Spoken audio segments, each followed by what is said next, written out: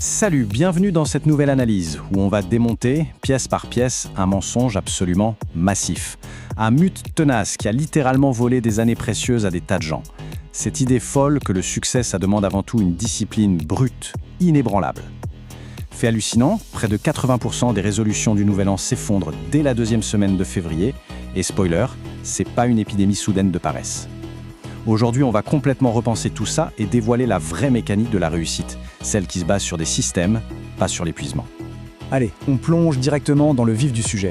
On entend tous les jours ce récit toxique, hyper glorifié par la culture de la surperformance. L'idée, ce serait qu'il faut se lever à 4h du matin, bosser comme un acharné et ne jamais flancher. Ce mythe nous murmure que si on rate un objectif, c'est juste qu'on est faible. C'est ce fameux grand mensonge sur le succès. On nous fait croire que le problème vient de l'intérieur. Sauf que cette mentalité, c'est un aller simple vers le burn-out. En blâmant l'individu, on passe complètement à côté de la réalité. Du coup, ça soulève une question vraiment fascinante. Pourquoi cette flamme du début, cette motivation de dingue qu'on ressent en lançant un nouveau projet, finit-elle systématiquement par s'évaporer? C'est ça qui fait qu'on stagne, qu'on procrastine et qu'on s'en veut terriblement. Le pire, c'est cette culpabilité qui ronge de l'intérieur. On se dit que c'est de notre faute. Mais en réalité, comme le montrent les études comportementales, c'est pas un échec personnel. On joue juste à un jeu dont les règles sont truquées depuis le tout début. Première partie, le mensonge de la discipline. Voyons comment déconstruire ce mythe ensemble. L'analogie est juste parfaite. C'est exactement comme essayer de faire hurler un moteur à plein régime sans lui donner la moindre goutte d'essence. Franchement, on peut forcer le truc un petit moment. On peut faire vibrer la machine pendant quelques jours grâce à l'adrénaline pure. Mais la suite, on la connaît. C'est la panne, la casse totale du système. Compter uniquement sur sa discipline, ça marche jamais sur le long terme, parce qu'on force un mécanisme qui n'est tout simplement pas aligné. Notre carburant naturel, c'est pas la contrainte, c'est un environnement fluide. Deuxième partie, le piège de la volonté, ou pourquoi forcer les choses est voué à l'échec. C'est fou quand on y pense. Utiliser uniquement sa volonté, c'est littéralement comme retenir sa respiration sous l'eau. Au début, on est déterminé, on bloque tout, on est focus.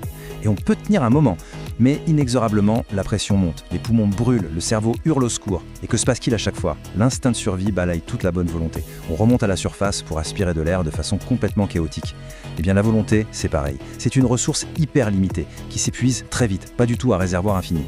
C'est le cycle émotionnel ultra prévisible de l'échec quand on avance sans vraie stratégie. Au jour 1, on se sent invincible. Puis arrive la semaine 2 et la vraie vie frappe à la porte. Une mauvaise nuit, du stress au boulot, une petite baisse de morale. Tout ça s'accumule et draine l'énergie. Et boum, au moins 1, c'est la rupture. L'abandon total, avec cette culpabilité écrasante. Et la conclusion tragique qu'on en tire, à tort, c'est « Ah, je manque de discipline ».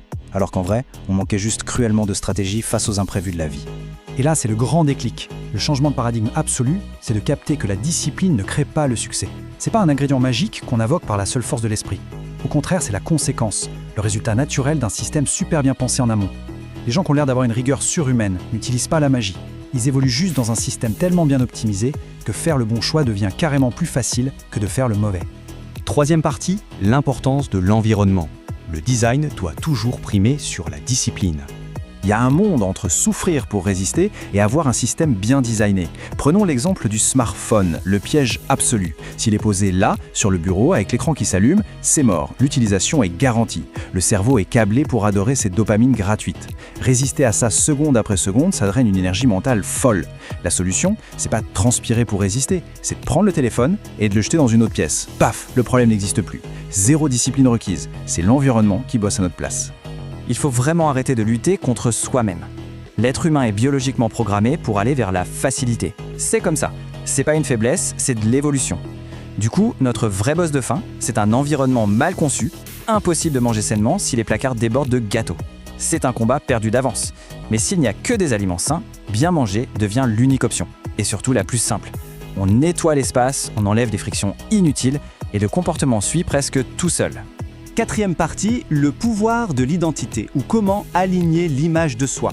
Il y a un concept psychologique fascinant derrière ce sabotage invisible. La boucle identité-comportement. C'est le cœur du problème. Si on se force à bosser dur, mais qu'au fond de nous on se considère comme quelqu'un de brouillon ou d'incapable, le cerveau bug. Il y a une énorme dissonance. Et devinez qui gagne à la fin? Toujours l'identité. Le cerveau corrige la trajectoire pour nous ramener vers ce qui est familier et cohérent avec l'image qu'on a de nous-mêmes. C'est un besoin viscéral de logique interne, pas un manque de force mentale. Faut vraiment s'arrêter sur ce cycle dangereux, parce que c'est ça qui bloque tant de gens dans une boucle d'échecs à répétition. D'abord, on se fait violence pour travailler, mais à l'intérieur, on se sent toujours indiscipliné, comme un imposteur. Le subconscient capte le décalage, s'aligne sur l'identité négative, relâche la pression, et hop, retour aux vieilles habitudes confortables. Ensuite, la culpabilité frappe, et on recommence ce cirque. C'est typiquement jouer avec des règles cassées. On essaie de changer le fruit sans jamais s'occuper des racines de l'arbre. 5e partie, l'architecture du succès, bâtissant enfin ce nouveau système. Alors concrètement, on fait comment ? Voici la vraie architecture du succès en 3 étapes hyper actionnables pour remplacer cette vieille dépendance toxique à la volonté. Étape 1, on bâtit un environnement proactif, où le bon choix devient l'option la plus facile, genre le téléphone dans le tiroir. Étape 2, on crée un système impossible à ignorer. Par exemple, laisser ses vêtements de sport sur le lit la veille si on veut courir. Friction zéro. Et étape 3, on aligne nos actions avec notre identité. Chaque petite victoire prouve à notre cerveau qu'on devient bien cette nouvelle personne. Et attention, la règle d'or, la constance explose toujours l'intensité. L'intensité spectaculaire, les nuits blanches de travail frénétique, c'est épuisant et ça construit rien de durable. La vraie victoire, elle est dans les petites actions, les trucs presque ridiculement minuscules du début, mais répétés tous les jours avec une constance absolue grâce à un système solide. Franchement, c'est 1000 fois plus puissant de lire 2 pages d'un livre chaque jour plutôt que de s'enfiler un bouquin entier en une nuit pour ne plus rien lire pendant des mois. Allez, on récapitule cette vérité qui fait un bien fou. Ce qui nous bloque, c'est pas une soi-disant paresse innée. Le vrai obstacle, ce sont ces vieilles croyances imposées par des règles fondamentalement fausses sur l'effort. Nos croyances internes dictent absolument tous nos résultats comportementaux. Et la meilleure nouvelle dans tout ça, pas besoin d'attendre l'année prochaine pour s'y mettre. On peut commencer à modifier notre système là, maintenant, tout de suite, avec de minuscules ajustements. On termine cette analyse avec une question pour la route. La prochaine fois que l'envie de tout plaquer se pointe, au lieu de tomber dans la culpabilité, regardons objectivement la situation et demandons-nous « Qu'est-ce qui rend cette tâche si difficile, là, tout de suite ?» En trouvant cette friction exacte, on peut modifier le système et l'éliminer. Parce qu'on n'a jamais besoin de plus de discipline, on a juste besoin d'un meilleur système. Et au fond, quel détail subtil de l'environnement pourrait être changé aujourd'hui pour rendre la réussite complètement inévitable et